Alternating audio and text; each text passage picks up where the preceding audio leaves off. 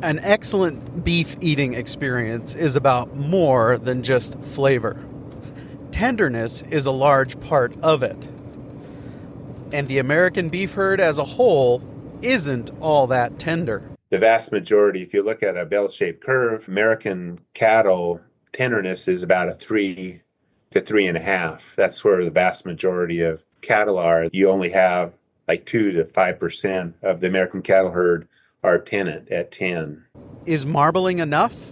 We know now that marbling and beef tenderness are completely different. There's only 4 to 10% correlation between marbling and actual tenderness. So we're talking about something different here. Just how tender is Tenant tender beef? The normal beef can be up to 38 pounds. The normal for Tenant is in the 13s and 14s. This is an exceptionally tender animal, but how accurate is the test that tells us which animals are Tenant beef? As close to 100% as a scientist can say. And what does this mean for the bottom line of those who are able to capture this value? Each Tenant animal is worth $400 to $800 more. We're going to discuss all that and more with my guest today, Frank Hendrix, on this episode 424 of the Working Cows podcast, brought to you by the K-Rose Company and C90 Ocean Minerals. Welcome to the podcast that gives producers a platform to discuss and share paradigm-challenging practices. Practices that have increased the effectiveness of their operation and the joy that their families have received from this lifestyle.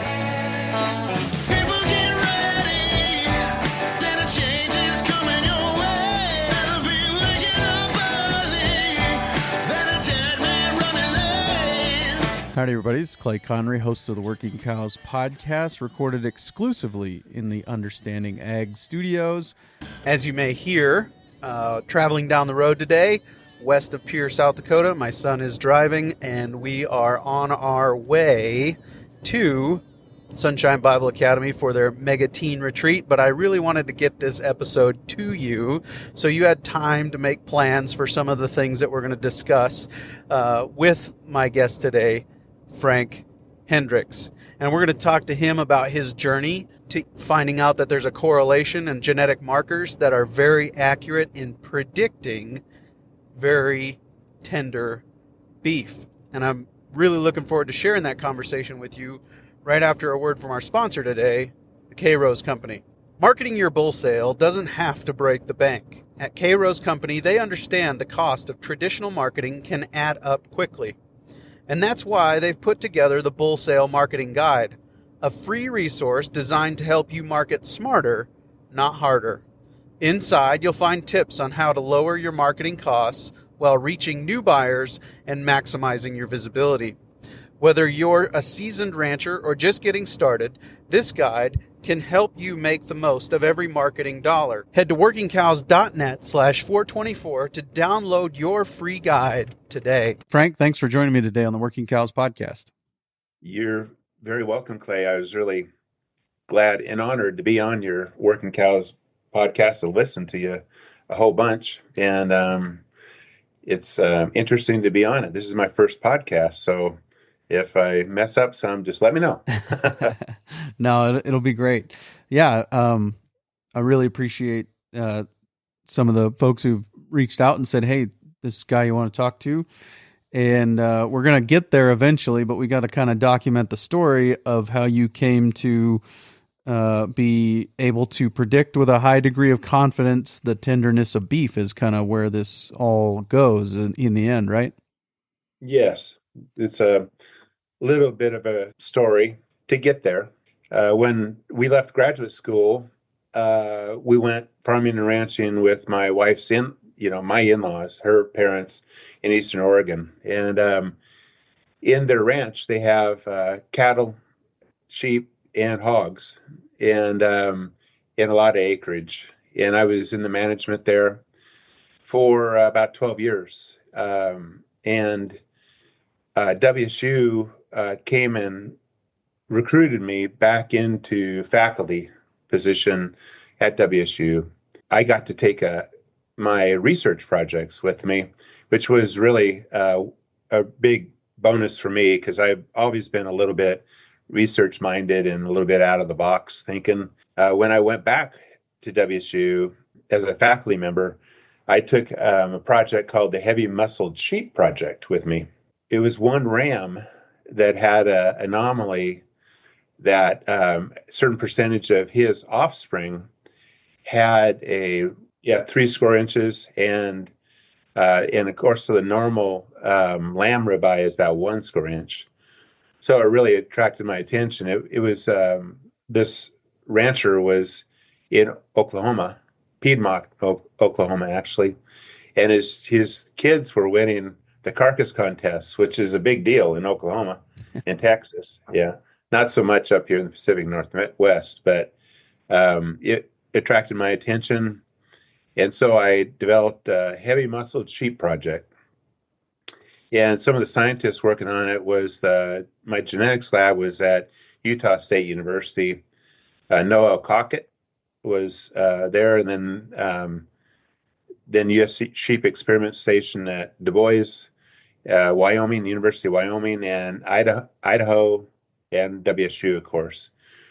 And so we started working on this, found out that it was a gene.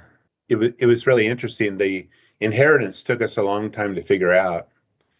Actually, me, about 9 years. It was a little bit before your laptop computers, of course. So, but what we found out, it was a maternally muffled gene. So when it came from the ram side, then it turned on. When it came from the ewe side, it was completely normal animal. And all the lambs were born normal.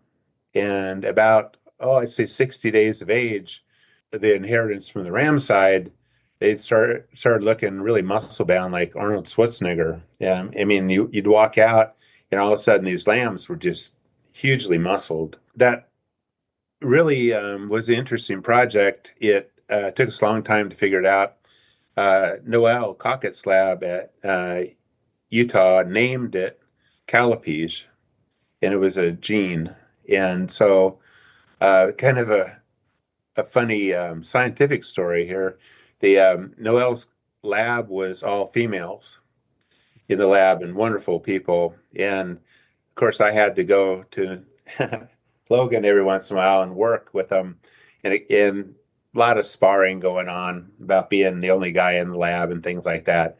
And so the name Callipege, they named it. They get to name it. The lab did.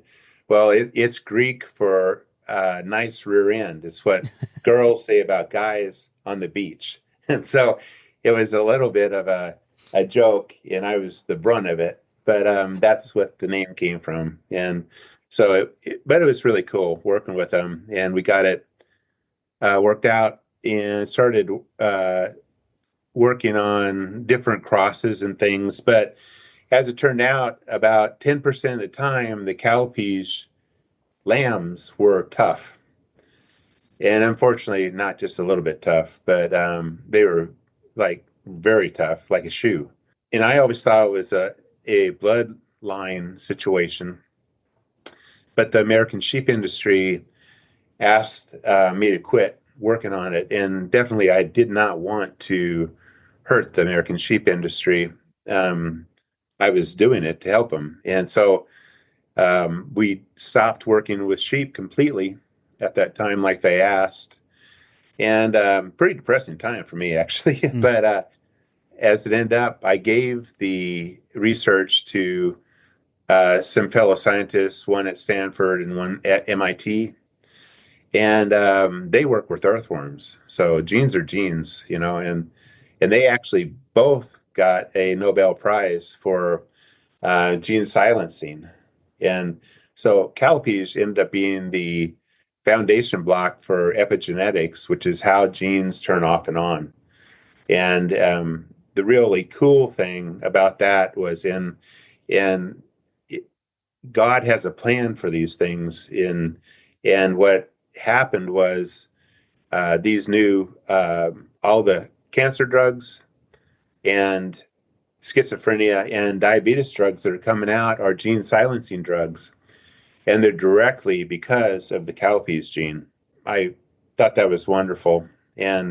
But I moved on into cattle tenderness, and there's probably 5 or 6 things that control toughness and tenderness within muscles. And so I did some extensive study in there.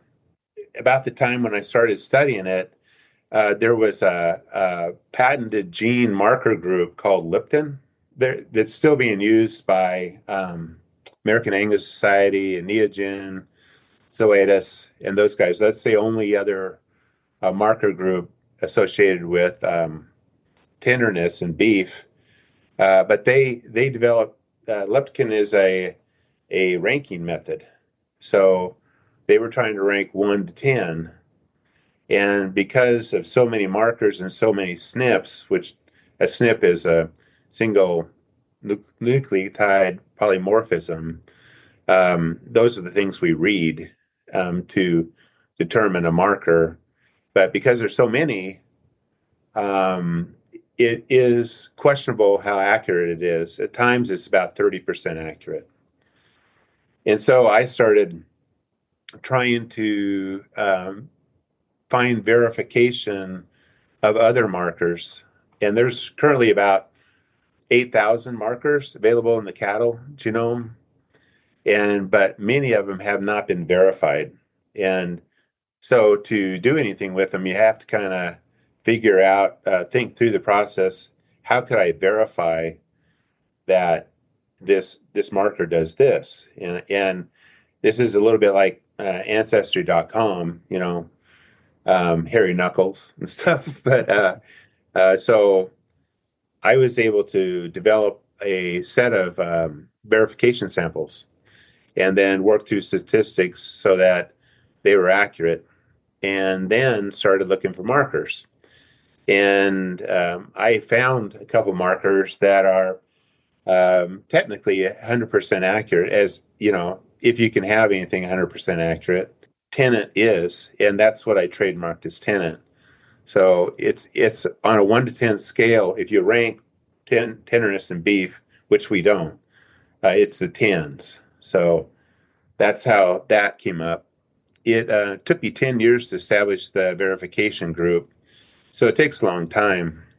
I just want to kind of make sure I'm understanding the story right so far. So you identify this marker for heavy muscled sheep. Yeah. And 1 in 10 of those is shoe leather tough. Yep. And so that launches you into trying to find the genetic markers for tenderness, because if there's cattle, yeah, right, and cattle, right. But I mean, that initial seed was, well, there's something that makes these lambs tough. Maybe there's something in genetics generally, cattle specifically, that makes them tender. Is that right? Exactly. Yep. And just trying to mark, the top level. And in these markers, we get a lot of different SNPs according to which marker you have. You can have 1,000 SNPs that you write equations for. Like if you're looking at hairy knuckles, then you just say SNP 22 and 2000 will be this. And the whole chromosome is made up of RNA, which is just 4 things. And each SNP can be, say you had an adenine thymine SNP, it can either be homozygous adenine, AA, homozygous thymine, TT, or TA or AT. And so you have to work out the verification on what's where, basically. And so that's what we did. And lo and behold, it came out really well. And we trademarked the Tenant. The only kind of struggle we had at first was we realized that very few cattle in the American industry would be Tenant. And so that varies between 2 and 5% of the American cattle herd were actually Tenant. And the vast majority, if you look at a bell-shaped curve, American cattle tenderness is about a 3 to 3.5. That's where the vast majority of cattle are. And then luckily it really tapers off fast, so you don't have very many ones, and which are very tough. And then it tapers off. You only have like 2 to 5% of the American cattle herd are Tenant at 10. Let's take a quick break and hear a word from our sponsor today, C90 Ocean Minerals. C90 brings the power of sea energy agriculture to your farm or ranch. Using the principles discovered by Dr. Maynard Murray, C90 harnesses the power of the ocean to remineralize your soil, increase pasture nutrient density, and raise healthier livestock. C90 is perfect for all livestock and can help you unlock the genetic potential of your herd. Available nationwide at Tractor Supply. Plus, give their team a call to learn more about their new spore-based soil biological input and help take your soil fertility to the next level. Visit c-90.com or call 717-580-1458 today.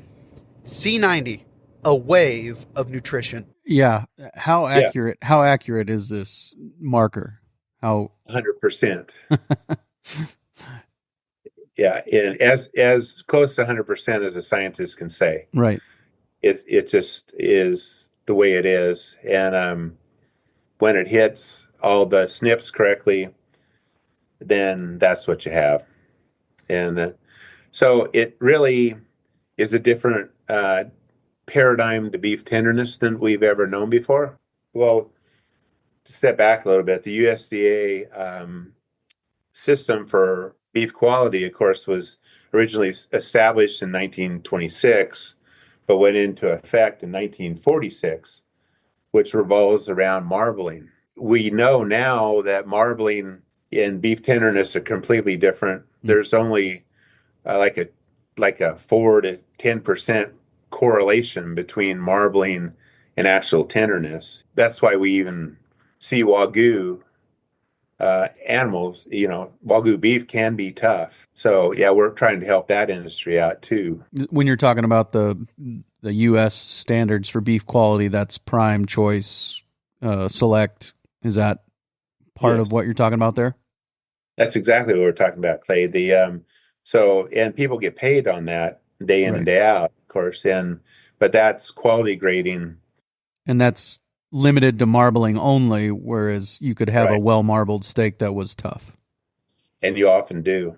And that's about 25% of the time, that's what we're finding out. USDA does consumer surveys every other year.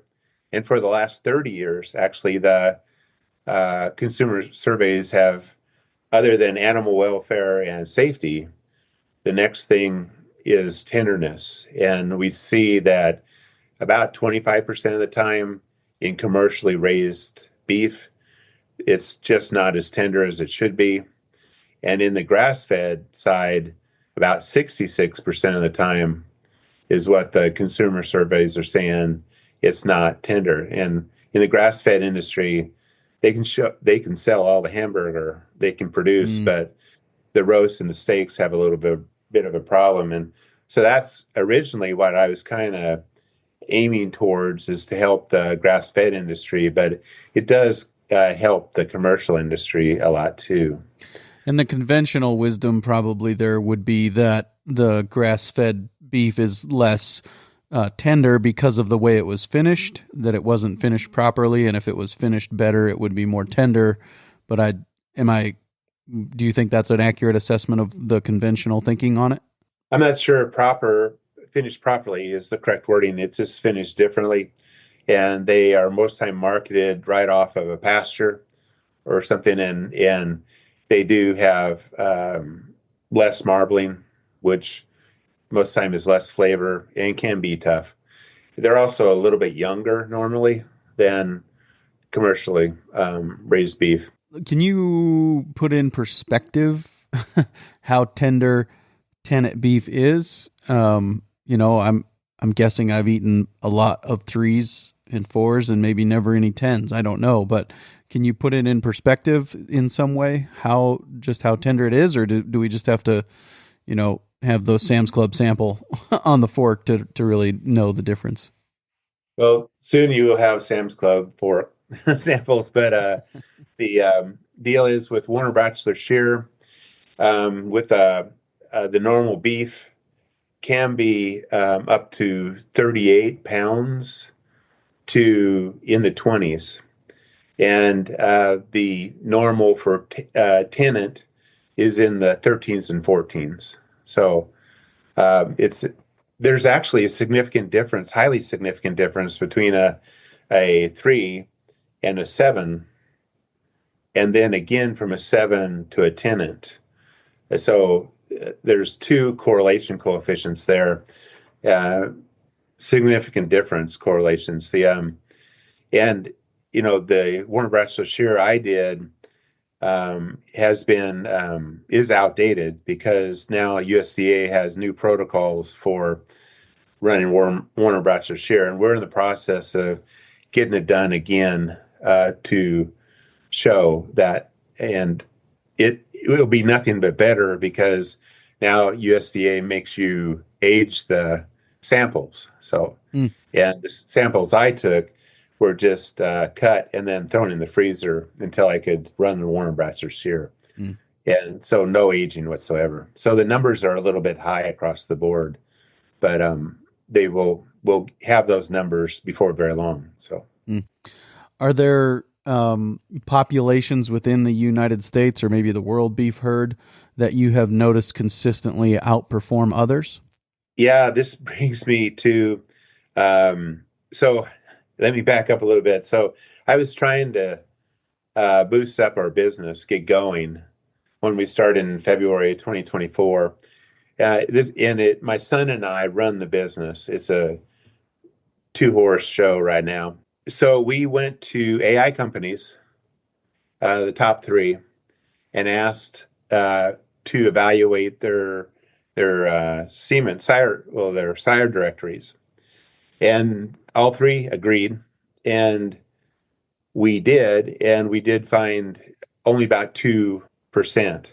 So none of the 3 were interested in Tenant because they were saying if they put a Tenant logo on like a bull A, and then all the rest of the bulls don't have it, they're going to be swamped with people wanting bull A. And so they just basically said, yeah, we're not going to sign on with you right now. But I have never met Kit Farrow before halfway through 2024, that I was reading his newsletter, and some of the things he was saying really struck a chord with me. I have the same ideas on some things. And so I emailed Kit and asked to do his sire catalog. And actually, I had to bug him about 4 times. He'll tell you that I really have a habit of bugging people. But eventually he said, yeah, let's do it. And so I ran his, and 67% of his bulls came out to be Tenant, which was a shock to my son Biff and I. And we ran it twice to make sure we hadn't messed up somewhere. And then, contacted him, and he was thinking, okay, if, 5 or 10 bulls came across as Tenant, he's not going to do it, because just the same example as the other AI companies. Well, he was flabbergasted, and we still are, but it was kind of a God thing matching us up, because in my mind, he's been selecting for metabolizable energy levels for this last 40 years. And what we saw, cattle with that are easy keepers ended up being more Tenant. So we started working together, and a lot of his cattle are over 60%. His cows are, and he has a group of cooperating producers, really nice group of fellas, or ranchers, I should say, that I think there's over 30. And lo and behold, they are over 50% also. To add to that, in looking at the data, Red Angus, for some reason, have a little bit higher level. They're a new breed, and 1903 is new, and one or two of their foundational sires must have been Tenant, because they do have in the 18 to 20% range that are Tenant. And then South Pole, which is also a breed that has been developed for easy keeping or metabolizable energy, has a great number two, probably about 50%, what we're seeing, which is very exciting. So metabolizable energy is another way of saying easy keeping, basically, because it's the animal's ability to extract nutrients from whatever they're eating. Is that right? correct. Yeah. And it's like my own cows, I used to lease them out to fellows that went on corn stalks for the winter. And when we pulled them out of corn stalks, my cows came out like they were at a buffet for the whole winter. And these guys' cows came out looking like hat racks, and that's what easy keeping is. And so by what Kit's been doing, or wintering them on forages and things like that, has emphasized metabolizable energy or easy keeping. And the South Pole's done the same thing. They have a large percentage of cattle. In fact, Kit just rewrote his AI sire catalog, and this is a 2025 one, hot off the press, and you'll see a large number of them have the Tenant logo on them now. And so they are into it, and we're partners now working with them to help the industry. And that's the whole reason we got into it, is to help the industry and the producers make money, because this is a value added thing.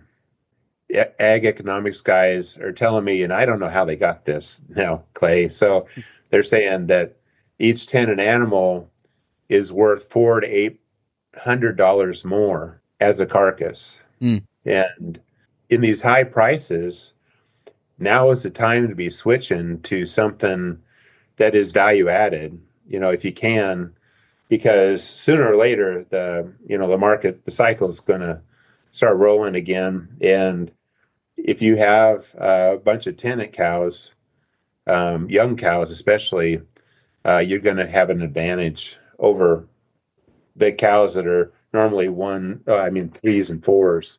Do you have any idea what the mechanism is that causes one breed or one producer's animals? I know selecting for easy keeping is a big part of it, right? But is that kind of one of the strongest ways to correlate these things? That's all I can figure out, because when I look back, some of the Wagyu is having trouble right now, and we're helping them also. But when Wagyu was developed, it's a Japanese breed, the Colby breed, brought in straw as a semen. But then because they're small and pretty light muscled, actually, they were crossed into basically the biggest, growthiest Black Angus cattle they could find. And we've done a lot of Wagyu bulls now through the Tenant tests, and we still haven't found one that's Tenant. So in looking at what Kit has done over 40 years, and then how the American Wagyu was put together, that's all I can correlate it to. I don't have any statistics on that by any means, but that's just my belief in my head right now. How does say we've got grass finishers listening, we've got seed stock producers listening, and they want to start to market, Tenant bulls, or they want to start to market they want to start marketing their beef as exceptionally tender, Tenant, certified. How do they go about improving their herd to get to the point where their herd will pass the test? Excellent question. We have a website at tenantbeef.com that explains how that can be done. We've developed DNA testing protocol. I mean, blood card testing protocol. This is one of them. In it, all you do is put 3 or 4 drops of blood in the circle, mail it back to us, and then we sequence it. We extract the DNA and sequence it, and then we contact you via email with a yes or no. And we also work with tissue samples also. And so when I was doing verification samples, we didn't have tissue samples. They weren't invented yet. Mm. And so all the work was with blood cards, and that's why we use those. But actually, tissue samples work really, really well now. That's how to do it. Or you can go to, Feral Cattle Company's AI sire directory and choose some sires that are tenant. Our website is going to have a area that can be clicked on. So in the future, that we can go to all the tenant AI sires that we know of. There's one other one in Central Washington. It's a Red Angus, really nice bull, owned by the Card Ranch. But that one, and then all the ones in the Faro catalog are the only ones that are currently available. And Sure. So that's how you do it. And the website will walk you right through how to do it. And I appreciate the process there too. But how would somebody who has a herd, I mean, buying genetics that are certified tenant is going to be one way, right? Yeah. What else? What are some of the other things? Like you said that your cows come home fat, the other ones not as much. What are some of the ways that people can go about starting that process? I mean, sending in the tests, getting the results back, right? And then are we selecting those animals? That's becomes another selection criteria that we're using to choose which animals stay, which animals go. Is that kind of the way to continually increase the tenderness score in our herds? Tenant is moderately or highly inherited. So you can go from a normal cow in 2 generations, your whole herd can be tenant. It's what we've seen. And so it would be really important to probably at least check all your heifers you're thinking about retaining, because then you could just get one tenant bull or AI once, and you would have tenant animals. If you breed and continue to breed those, of course, to tenant bulls, then you would purify your herd into a herd, and that's what a lot of producers are doing. A lot of producers, when they found out that they do have tenant, end up checking all their cows, and we're getting large groups of producers that are sending in large numbers of samples just to see once they've. And I understand skeptics, and that's good. I like skepticism, but as soon as they either try tenant or see the data, they are sold, and that's even better when a skeptic is now sold, because then they're all on board. So, and that's what I like to see. So, Yeah, generally those skeptics, when they're finally convinced, they become an evangelist. yes, and that's what we're seeing each day. We're getting more and more evangelistic people when it comes to tenant. Yeah. So, and that's really wonderful. So, Are you seeing, I mean, you were kind of closely involved with Kit Farrow and some of those things. Are you seeing a lot of people that have been under his influence and been using his selection criteria starting to get their cattle tested? all of them, all the CPs or cooperating producers have jumped on board and are doing theirs. and I know in the future, like the bull sales that are coming up for kit in April here, we'll have a large number of our tenants, but even the non-tenant bulls are probably very close to being tenant. Right. And so what we're seeing with those bulls that would be ranked 8 and 9 that aren't tenant are throwing some tenant calves. And so it goes along with what, the whole bloodline situation with kid is. And yeah, those bull sales are coming up in April. I'm speaking at all of them. One's April 1st in Texas, and one's April 4th in Missouri, and then the 14th is Colorado.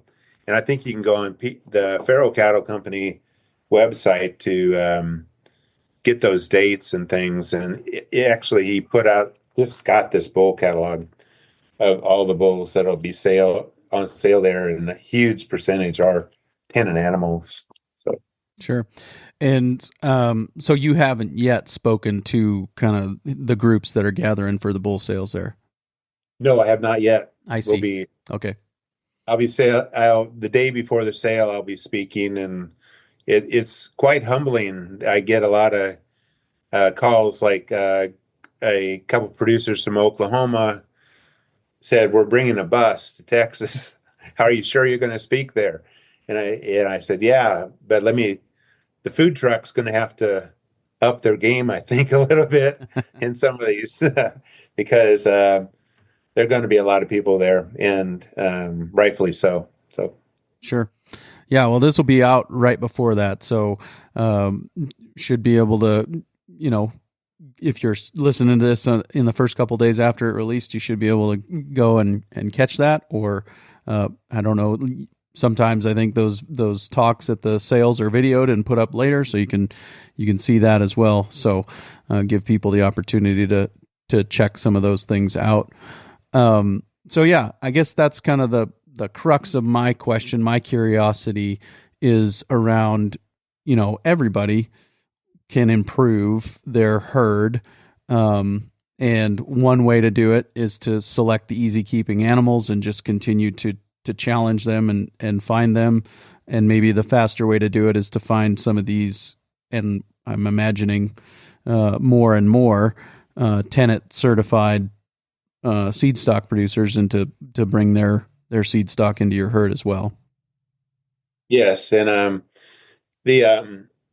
wanted to back up a little bit. The reason why I was trying to do this with grass fed originally is because currently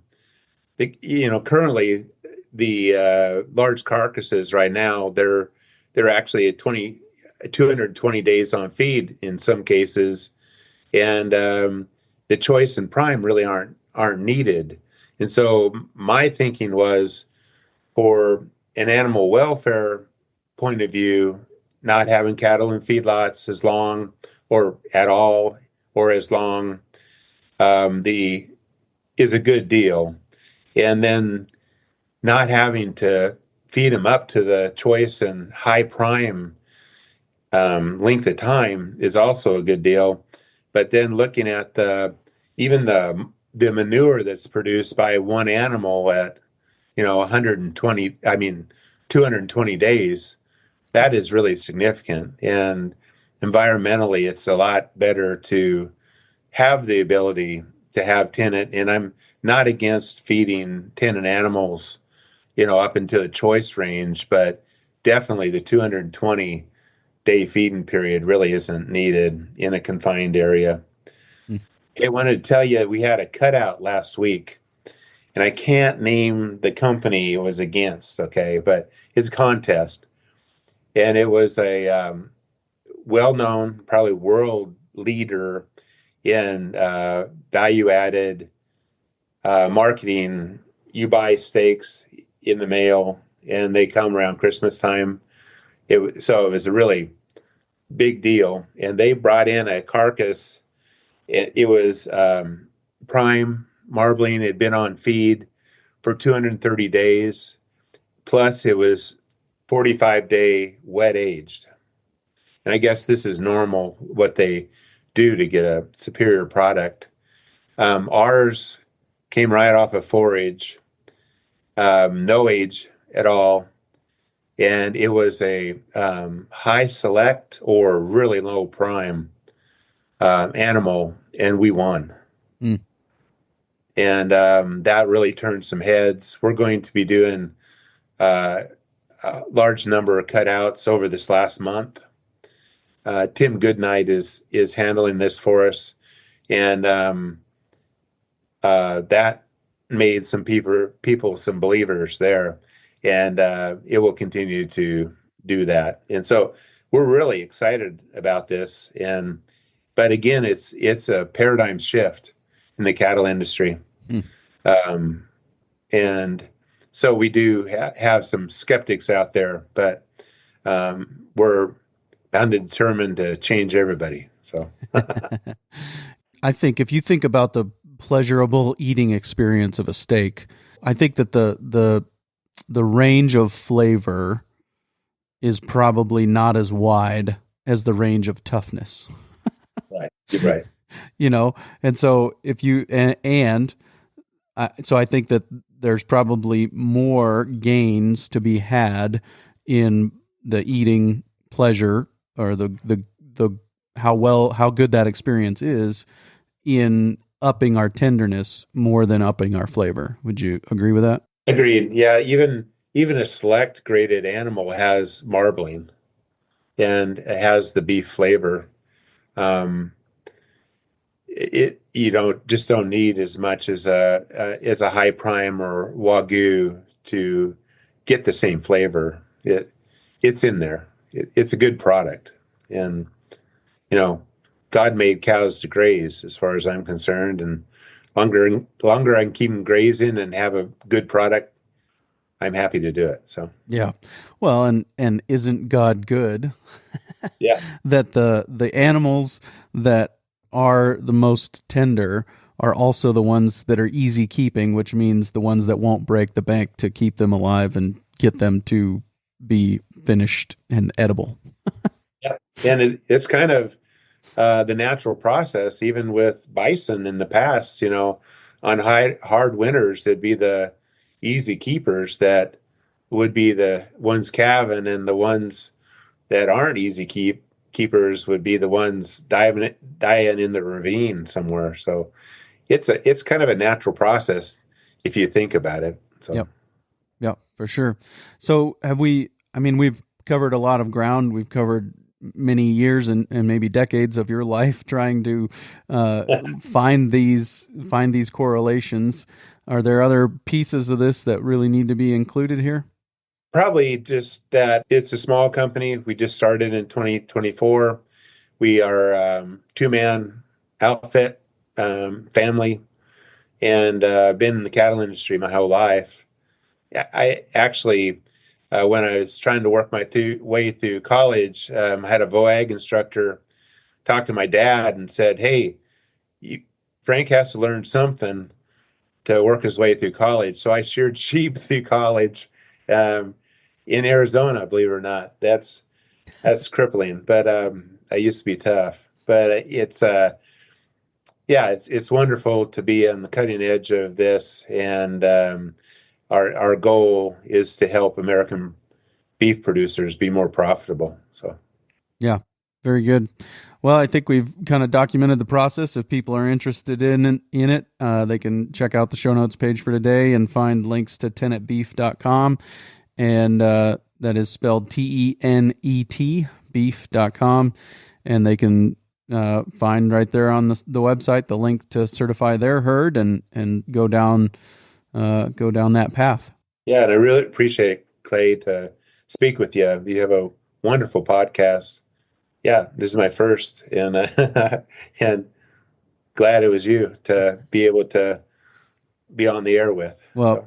Yeah, hat tip to Steve Campbell and Kit for directing you my way. So I was glad they did it, and it was a very, very fascinating conversation. Thank you for your time today.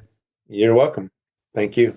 Very good stuff there with Frank. Really appreciate his perspective and the work that he's done to find this tender beef, and his passion to really enhance the profitability of ranches. And I just think there's so much potential here for people marketing their most tender beef directly to customers and restaurants, and grass-finished beef and grass-finished producers who can find those animals that are going to be tender, kind of regardless of whether or not they have been fed a bunch of extra inputs. They can be tender right off forage, right off grass. So very, very powerful stuff there. Really appreciate Frank and his willingness to communicate those issues. Coming up next on the Working Cows podcast, I'll be sharing a conversation that I had with Vance Crow. Vance has been doing some great work with the legacy interviews that he's been doing. I know some of you have actually taken advantage of that over the years. So